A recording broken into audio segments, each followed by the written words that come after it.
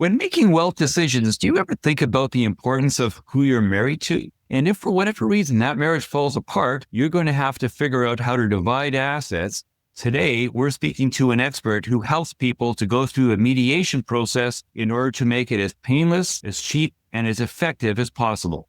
This is Make Better Wealth Decisions, a podcast about financial blind spots, decision-making, and how the reality of higher rates, global tensions, and tariff instability impact your investments. I'm your host, John DeGuy, a portfolio manager with Design Securities in Toronto. My guest this week is Tom Davis. He is a certified professional divorce mediator based in Denver, Colorado. He's a veteran with 20 years of experience and has worked with thousands of cases and has designed his practice around delivering on the promise to remove as much stress and anxiety as possible when people go through a divorce. Tom, how are you? Good. And cost as well. And cost. There you go. Yeah. And in fact, I think that's probably we'll talk about this today. But, when you're talking about making better wealth decisions, one of the best decisions you can make in your life is who you marry. I agree. And how you separate from the person if you're not going to stay married as well. It's so funny because, most episodes I do on this podcast, I'm always talking about how to make more and how to save more and understanding risk and return. But what people oftentimes forget is that the most important financial decision you're going to make in your lifetime is who you marry, and A, how well that person can contribute to the family unit, but also B, how compatible the two of you are so that family unit remains intact. So you're absolutely right. So really looking forward to that. So a lot of people might not be familiar with the idea of mediation, and the media would have us talk a lot about, usually you see courtrooms. So what you do, I really believe that what you do is a wonderful service to the industry, because I think the divorce industry has sort of taken on a life of its own and has become very acrimonious and expensive. And if you can find a way to separate from your spouse with honor without breaking the bank, I think doing it via mediation is a great way to do exactly that. So could you maybe begin by taking a moment to explain to the listeners what mediation entails? Yeah, thank you for all that. It's all those reasons that I have done this as a business. It wasn't something when I was a kid, I was like, I want to grow up and be a divorce mediator. I had no idea that was coming. I'll preface it this way. They're at a recent annual event of attorneys, the keynote speaker kicked off the whole thing by saying, by the time we get to a final outcome on a divorce, the majority of the marital assets have been spent on the process itself. Now, I couldn't tell if he was stating that was a problem or they were bragging. I couldn't tell. And so there are alternatives, and mediation is part of the ADR, the Alternative Dispute Resolution Toolkit that's available. And so just real quick for everyone, because most people don't know it, there's probably 4 or 5 ways you can go through something like this. One, you can represent yourselves, which is the cheapest option, but has risks if you don't know what you're doing. And in some cases, if there's children involved, courts will order you to mediation because they don't want you working on a parenting plan with someone who's got some experience with it. But it's the cheapest method. Obviously, you're doing it all yourself. Higher risk in some regards, but you have all the control essentially, right? That's that. The next slot up is what I would call mediation, which is working with a neutral third party to help you navigate agreements and come up with things and help you reach a mutually agreeable outcome. But you still have all the power. It costs a little more, but the clients still have all the power. And I think this is a tough thing to say to people coming through this, but in the divorce process, neither of you have any control whatsoever. Like, there's a time in your life when you feel like I have no control. That's because you really don't. You don't have control. You don't get to dictate anything, right? You can't tell the other person what they're going to do. But together, you have all the control. Right. So if the parties agree, you can have whatever you like. Right. So that's the power of that. Mediation enables you to still have that power. And then the cost goes up a little, risk goes down. But that's the benefits of the mediation. From there, you get attorneys to represent you. That's another form of conflict resolution. That's hiring expensive proxies to argue on your behalf. And I always like to remind people, because I think you said it earlier, there's this notion out there through TV or movie or just out there that attorneys have these magic powers. They don't. They can't grant wishes. They can't do anything really you can't do, essentially, right? They just represent you only at $500 an hour a piece. So those typically have a lower success rate. I can talk about success rates, but that's that process. You lose some control, cost goes way up, solutions get less creative, but most importantly, you start to lose control yourselves over how you'd like to do it. And then if that doesn't work, the court has final authority. They'll just tell you how it's going to be, and you lose all authority. Court takes all the decision making, tells you how it's going to be. No one really likes that. So you have do it yourself, mediation, representation, and then courts. And then within that, there's some specifics. But the mediation part is unique in that it is the only one of those methods of resolving a dispute where the parties get to keep all of the power. The mediator has no authority. I can't tell you what to do. I control the process. You control the outcome. Together we get there. You don't have to agree. You can agree to really creative, nuanced things that would never come up in a court. Judges are never going to spend the time to come up with something creative. So we can do that. Things in mediation are confidential. That's not the case if you disclose something to an attorney or a courtroom. So like many times I'll have someone they got personal problems, right? They got a gambling issue, let's say, or there's a porn addiction, or there's some problem that they're dealing with that affects the negotiation. In mediation, you can freely talk about it. So we know that we've gotten to a fair outcome, and then we don't need to tell the court about the gambling problem. They just need to know that party's going to get more of the credit card debt. We don't got to telegraph why. So that's one of the benefits of mediation. If you did that with an attorney disclosure, you can bet that's going to show back up in a courtroom against you pretty fast. So that's another tenet of it. Everything's voluntary in mediation. So as you work towards something, if it's not working out for you, you can leave and you're not held liable for anything that you said. So there's really no risk. If it's not working out, you can pick up and leave and go to another mediator, call your attorney. But one thing I would say, though, is if you start with an attorney and it doesn't work out, you want to go to mediation, it's really hard to de-escalate. It's easy to escalate. But after you've gone through a process with attorneys and litigation and said some nasty things about each other, and then want to come in and get in a respectful, collaborative process, there's people remember what you said about them yesterday.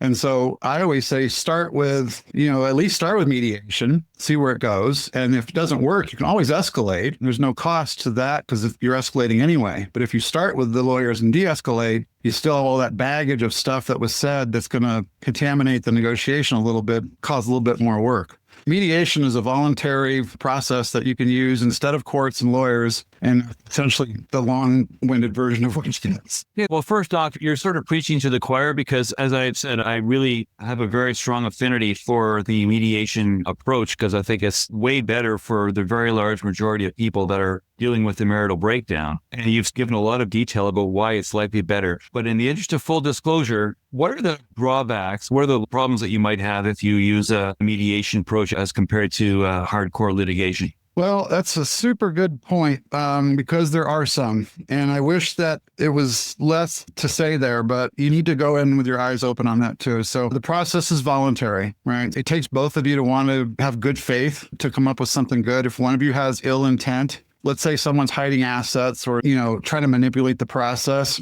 it may be difficult for the other party or the mediator, either one, to realize that someone's got a hidden account somewhere and they may get away with it, right? They may get through the whole process and you never got to know about their big account. So that's one risk. There are power dynamics that can come into play in mediation that can be unfortunate. So if there's a power dynamic in a relationship where someone's used to manipulating someone and they've got experience with that, they know what to say, those behaviors come out in the mediation. And if your mediator isn't savvy enough, they work. They can actually be effective in the mediation.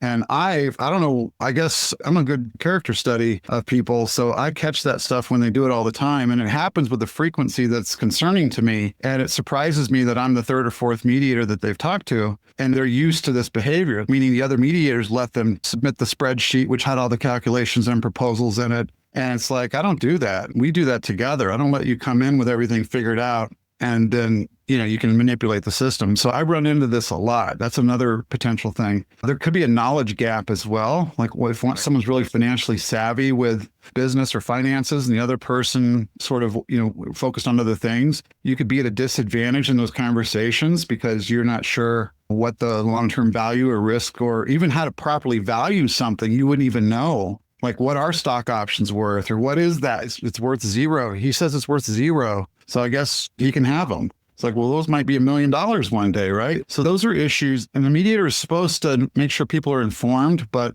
if you don't have a good mediator, then there's some risk there. Sort of like the King Solomon story, thinking about the stock options that are allegedly worthless. Solomon has the two people that saying the baby is mine, Okay, well, I don't know. Let's just divide it in half and split it. Yeah. But if you really are of the view that your stock options are worthless, well, what do you care if you have those options to your spouse because they're worthless? So, let's see if we can call people out on these things, right? Because sometimes people say things. And I think one of the other things that I was thinking of just listening to you speak is that some people are just consensus seekers to the point where they avoid conflict. And as a result, they might give in because their spouse is a bit of an emotional bully and they don't think I could handle, the stress of a litigation. So I'll use the less stressful mediation. But that system too, while it may be less stressful, still has its risks and limitations and opportunities for abuse.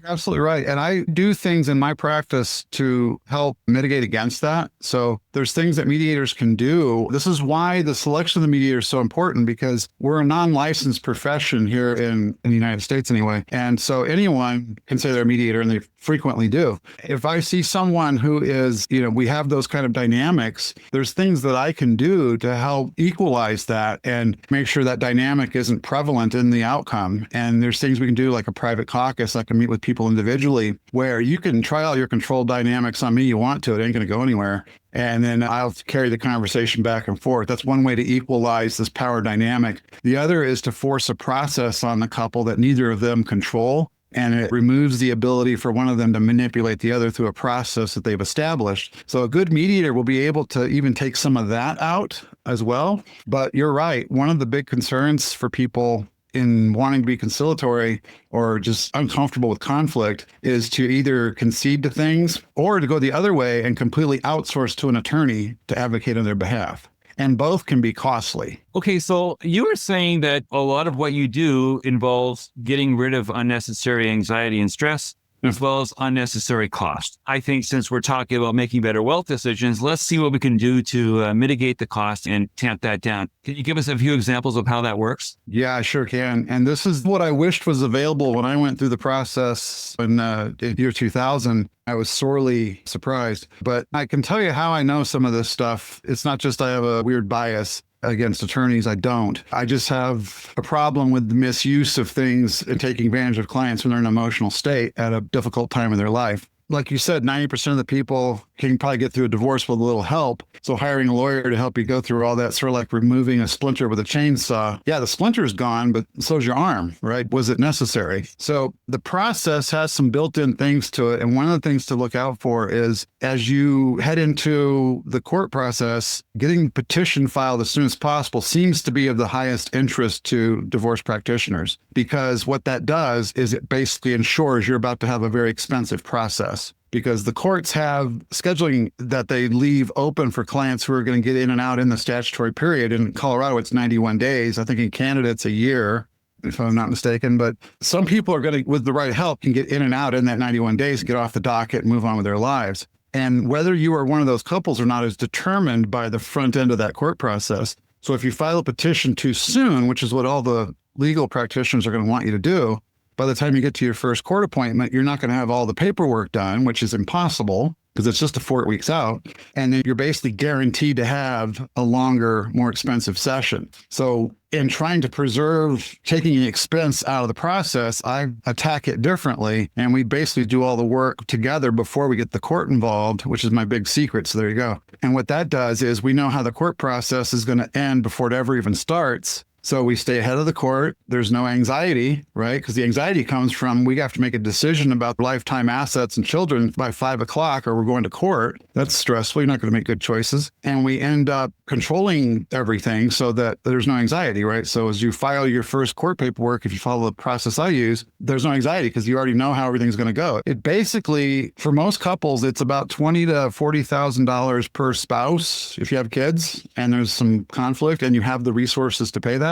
That's about the average based on about 5,500 cases a month that go through Colorado alone. And so basically we can cut that down to, on average, I think my clients are around $3,000, $4,000 all in, right? And you get the same 12 documents at the end as if you spent $40,000. But one of the biggest things is how you start the process with the court, because once you start, you're on the hook now to do these things, and you're going to have an attorney with you to navigate that. And you don't even realize there was another option. So that's one of the biggest things I do to help remove the cost and anxiety is let's put the control back with you. We'll decide when to file. We'll sidestep all that unnecessary expense. And that's what I've engineered. And that's what I do every day. Right. And I think it's worth repeating that it's important the spouses be adults and that they come to this in the spirit of you're not really reconciling anything, but you're trying to reconcile how the assets will be divided and being mature about it and trying to take the emotion out of it, because really is an exercise of just quantifying assets, quantifying liabilities, and then solving for X in terms of who owes who more money. And all of the he said, she said, and Junior always liked you better and whatever else goes into a divorce doesn't have to be engaged in. With regard to the people that do it the traditional way, through litigation, are there hidden costs associated with that kind of a divorce? Yeah, of course. There's the cost they tell you up front. And the sad part about all this is that there's methodologies designed to increase the cost over time through leverage. So, there's lots of little tricks that happen that increase things. One is clients like to feel heard and listened to and validated, right? So my spouse is miserable. They've mistreated me. Oh, tell me more, at $500 an hour. Keep telling me more. And reassure them, we're going to take care of you. We'll fight for you. And it just feels so good. And that emotional validation ends up being a very big component. Like if you're an attorney and you see someone walking in the door who's very upset and got a lot of money, you just go start picking out a new boat, right? Like I'm ready to go. This is going to be a good one. And so the hidden costs are in how they approach the process, because you've nailed it. At the end of the day, who did what doesn't factor into who gets what. Your divorce, your recovery, your emotional journey, it should be separate from your financial journey. It should be. If you conflate them, you're going to mess up both, and particularly the financial ones. And so the hidden costs are not understanding the process you're in and looking at things through an emotional lens are going to exasperate the time it takes, the process that's involved. There's other costs too. Once you get into a process, changing your mind or escalating conflict, which is very likely if the divorce process takes 9, 18 months, which can happen. Someone's going to get a new boyfriend, girlfriend. Well, that changes everything. Now we're back at it again. And you just keep going till you run out of money. And the attorneys will say, it's time to start being reasonable. Let's settle. It's like, yeah, there's nothing to gain anymore, right? So that can be a factor. I think the second biggest is your own psychology around it. Like if you can get out of a difficult process with a reasonable outcome, you should feel really proud of yourself. That's a good self-esteem builder, right? And if you have children, it's even more critical because you need to resolve this, not just for your own safety and, recovery, but for theirs, because kids follow their parents. If the adults don't adjust and recover and make reasonable decisions, you can't look at your kids and expect them to, why are you struggling with this? Well, they're following you, right? So the hidden costs are walking through life feeling victimized by what happened instead of having a proper mindset of we did the best we could. My fantasy option didn't exist anyway, so it's not fair to myself to feel loss about an option that didn't even exist. That's really unfair to do to yourself. And then to your kids coming through that, because they're going to have cost emotionally and wounds, and you're going to see some psychological issues, depression. There's lots of bad behaviors that come out of kids who have internal wounds that you didn't take care of, unfortunately. So those are hidden costs.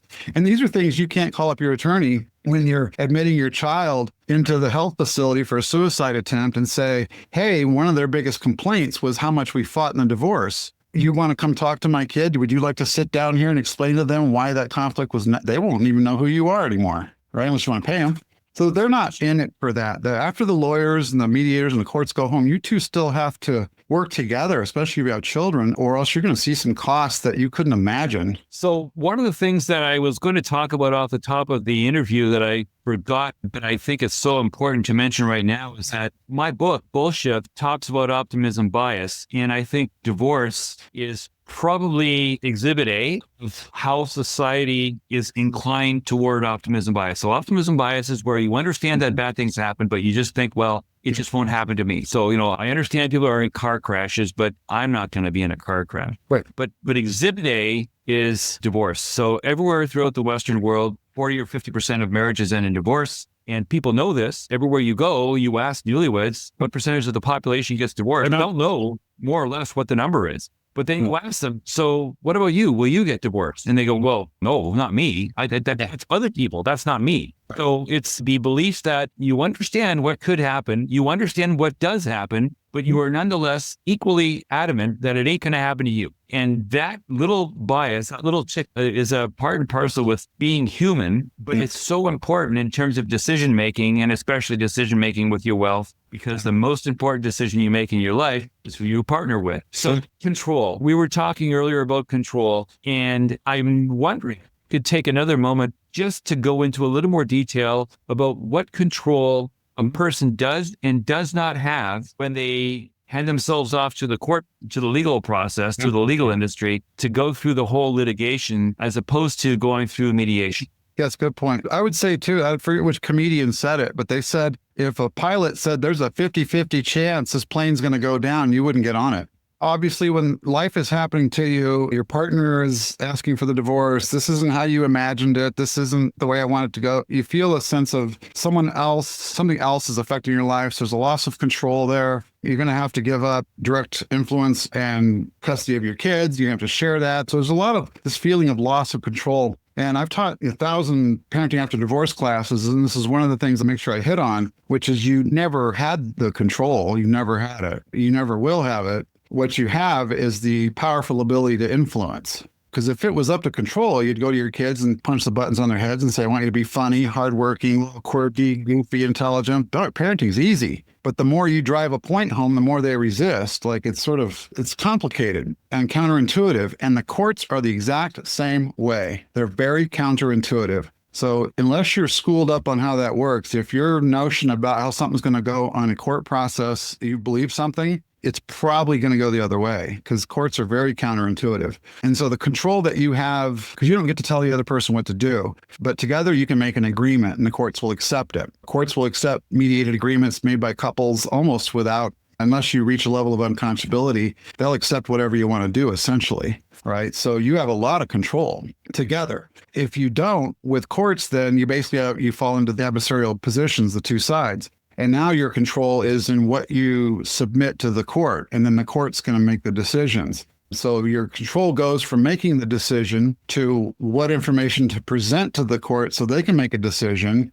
But at all points, your control is also on how we proceed here. I know we started with attorneys, but now my eyes are open. I see where this is going. I could stop and we pull out of this and come to mediation instead of just continuing to invest in this process. That's control you have, right? And I see clients like that all the time who say, we've had a taste of it and we're ready to talk. Okay, cool. You have the control to understand what your options even are and then talk to the other person and help make sure they understand what their options are. Hey, I understand we can do this ourselves. We can go to mediation, we can get attorneys. We get the same 12 documents at the end. What do you want to do here, right? Can we talk about these options? How we decide this, one of the things we decide, right? That's something that you have control over. Tom, you've got a podcast of your own, and I want to make sure that we get that in before we sign off here. So can you tell people that are listening today how to reach you and be a little bit about your podcast as well? Sure. So the website's myfamilymediation.com. You can go there and access the podcast. I've got some information there. And then the podcast is the Pro Se Divorce Podcast. You can reach it on Apple, Spotify, all those places. And there's links to that also on the website. So if you go to myfamilymediation.com, you can see all that business. So thanks for plugging that. Okay, so at the end now, I always like to end by saying this is make better wealth decisions. So I'm going to ask you, Tom, what advice would you give people to help them make better wealth decisions? I think it's know yourself and have conscious goals and then pick someone who's going to be consistent and compatible with you on that journey. Like you said, your biggest investment is going to be who you're with. I see a lot of cases where someone's a spender, an investor, and the other person's, I want to live and have experiences and spend. And it's just friction, all the way through. So they were compatible in every other way. But I think the issue that you brought up earlier is part of this, which is you got that bias up front, like everything's going to be okay. So while we're in love and planning our wedding day and all that, we don't want to talk about financial issues if we get divorced. That's yucky, right? Like, why are we talking about that now? And I agree, you shouldn't talk about it then. You should talk about it before the marriage and say, how are we compatibility wise here? And how are we going to navigate those differences? And I think that'll be one of the single biggest things you can do, because while you're all in love and thinking about how everything's going to be, later to find out that the whole thing is a formula by the courts, essentially, and there is no accountability for someone having an affair or whatever, you don't get a bonus for that, right? It's really disheartening and disappointing. And what a terrible feeling to have at that moment when it was avoidable the whole time. And so I think that's got to be the single biggest thing I can think you could do. Tom, thank you so much. It's been a real pleasure. I hope to talk to you soon. Yeah, thank you so much. And I appreciate you, and I hope we do. Great. This podcast is not to be construed as offering specific investment advice. Please consult a qualified advisor before acting. My books, Stand Up to the Financial Services Industry and Bullshift, are available online. If you'd like to meet to discuss how the topics in this podcast affect you directly, please visit my website.